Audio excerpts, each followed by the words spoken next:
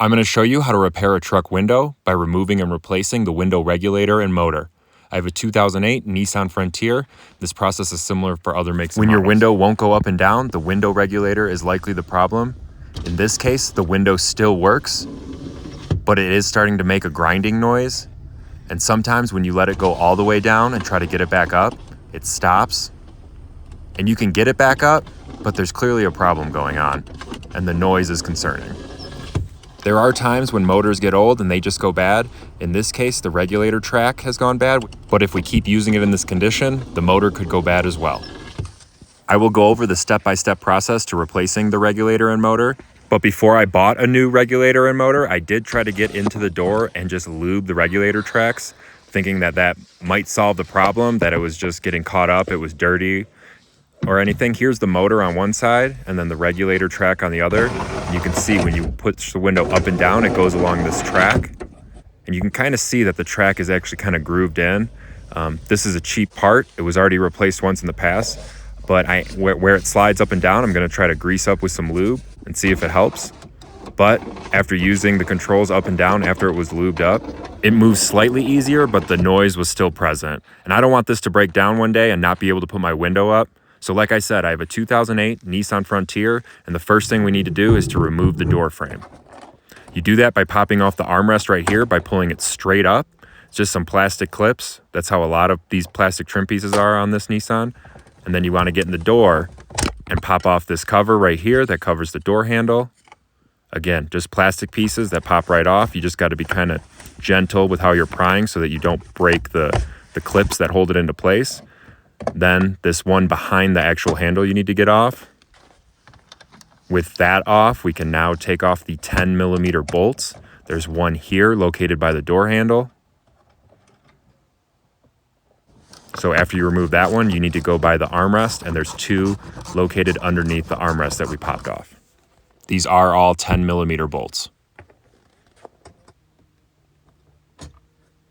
So with those removed, we can then pop off the control switch. Again, just pops right off with some upward pressure, and a little pry screwdriver can disconnect the plastic piece from the actual window door lock control. Just be careful when prying and using tools on these plastic pieces as they can break. Now to remove the door panel, there's about 5 or 6 clips that hold it on, and a little bit of pressure on the bottom portion of it pops those clips out, and you can lift it right up.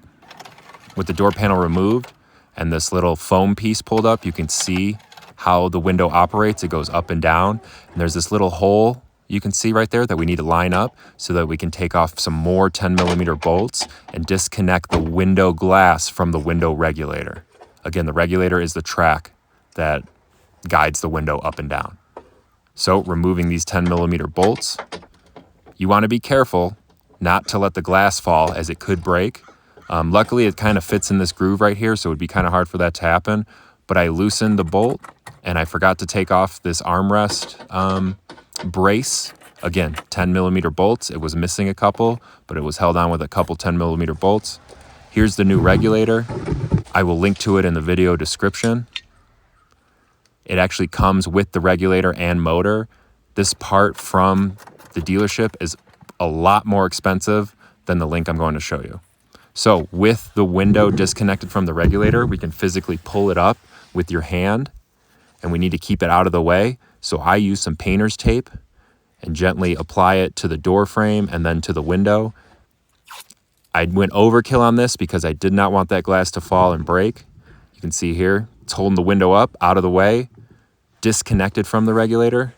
Now we can finish removing the regulator by removing the plug, the motor plug, and 2 10mm bolts at the bottom of the regulator, 2 10mm bolts at the top of the regulator, and then the 3 10mm bolts that actually hold on the motor as well.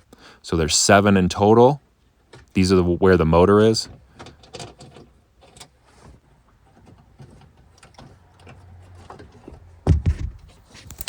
Fully removed the motor ones first, and with the motor free, I then went back and fully removed the loosened regulator bolts. And now this whole thing will tilt and you can pull it out. And you want to really pay attention to how you're pulling it out, as you're going to want to put in the new one the exact same way. So notice how the brackets and of the regulator are facing, and how you kind of slipped it out, and how that it has a bend to it, the regulator, and make sure you're putting it in the exact same way that you took it out, so you don't have to do it twice. So here's the new to the old. Again, it comes with the new motor and regulator. Again, I'll link to the video description. You can see the grooves in the old one, why it was making noise. I don't know how those grooves happen. I just blame cheap parts, and maybe there was some dirt, some sort of rock in there that chewed it all up. But either way, we're replacing it now. So, like I said, put in the new part exactly how you took out the old one, putting the bottom of the regulator in first, kind of followed by the motor, and then slipping the top of the regulator in and then tilting it back up. It shouldn't be too difficult, so if it's not going in easy, you might be habit oriented wrong.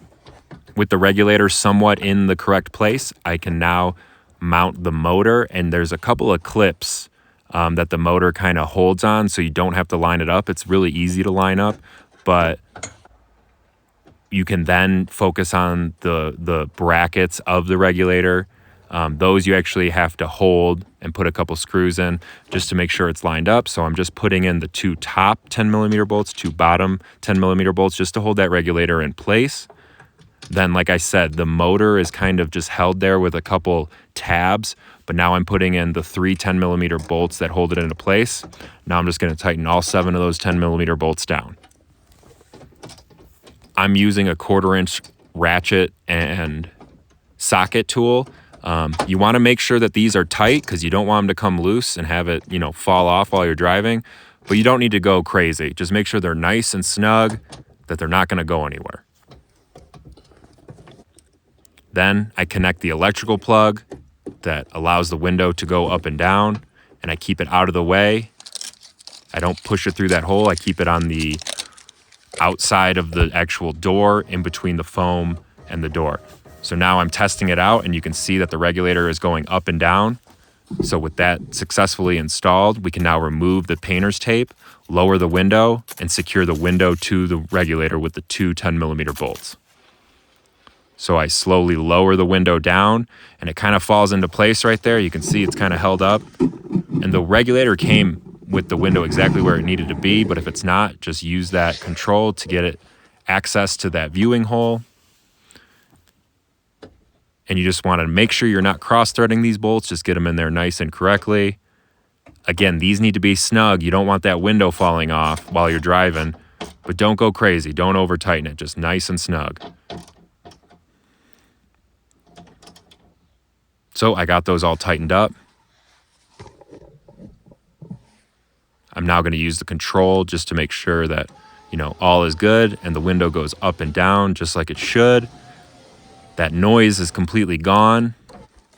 So now we can focus on putting everything back together. Now this foam was held on with some glue, RTV of some sort. So I'm going to attach this armrest bracket, and it's just really dirty underneath the foam. So I'm going to attach it with some double-sided tape, but first I'm going to clean it off. I just got some simple green to get off all the dust. Again, just cleaning where I'm going to be attaching this tape to secure the foam back down. You wouldn't necessarily have to do this, but I don't want it to be bouncing around and come off any more than it should. So you can see I just put the double-sided tape down on the clean surface, push the foam to it, and it's going to stay in place just fine. So now you got to put the door panel back on, and you got to tilt it like this. And you can slide in the top part, and then you can line up the plastic pins that kind of hold the door in place. Now you got to be careful. Don't go pushing on this. Make sure that they are lined up, and then give it a nice little push, and it will click in. It can be easy to break those clips, so you just got to make sure it's lined up correctly. Now we can reattach the plastic piece to the window control, and you can see this tab right here on the top. That has to go in first, then it pops right back into place. The two 10mm bolts near the armrest, we're going to secure those in, make sure those are nice and tight. And then the one 10mm bolt by that door handle, also secured. Now we can start to put the armrest back on, and it goes straight down. Be careful with those clips, make sure it's lined up, give it a good tap, and it clicks right back into place. Same thing with the plastic shroud behind the door handle. Just a couple of clips and it pops right in. Just make sure you're pushing it in the correct point so that it doesn't break. Again, that kind of over trim piece pops right back in. Now the window goes up and down perfectly, no noise. We're back in business. So if you have to replace the motor, I recommend doing the regulator as well. If you found this content helpful, hit the like button, subscribe to the channel. I'll link to the products in the video description. If you have any questions at all, please leave a comment.